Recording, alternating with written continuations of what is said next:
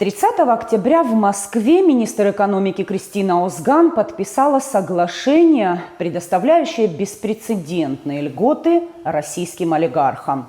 Соглашение – это бжаневский трюк, который направлен на уничтожение абхазского бизнеса, искусственно доводит страну до банкротства и уничтожает какие-либо надежды на независимое будущее нашей страны, ставит абхазский народ в вечную позу просителя. Сговор Озган с депутатом Алхасом Барцыц, направившим подложный документ в Министерство экономики, стал основанием для повторения аферы 2010 года под названием «Железнодорожный кредит».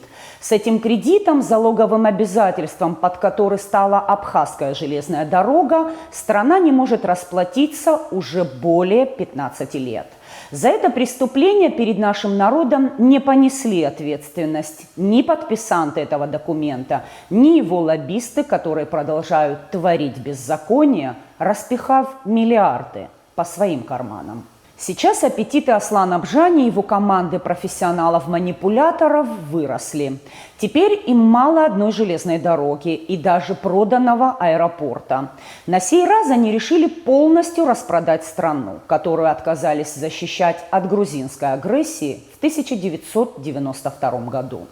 Это люди, которые с легкостью меняют нашу независимость и будущее наших детей на льготные кредиты, гостиницы, люксовые внедорожники и миллионы рублей.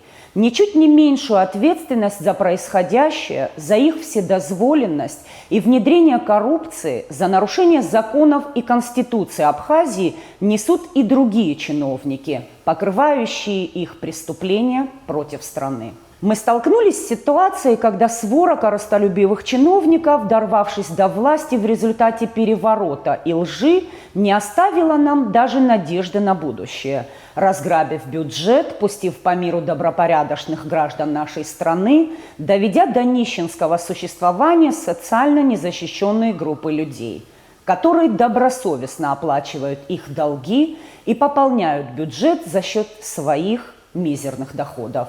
Нынешняя власть преступна. Это не Джансу Хадлиба, получивший 3 года за стрельбу в воздух.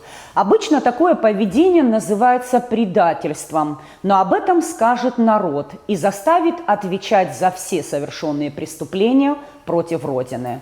Времени не осталось. Олигархат, нацелившийся на нашу страну при пособничестве Бжани, скупит абхазскую землю, политую кровью наших старших, а затем продаст ее по коммерческой цене.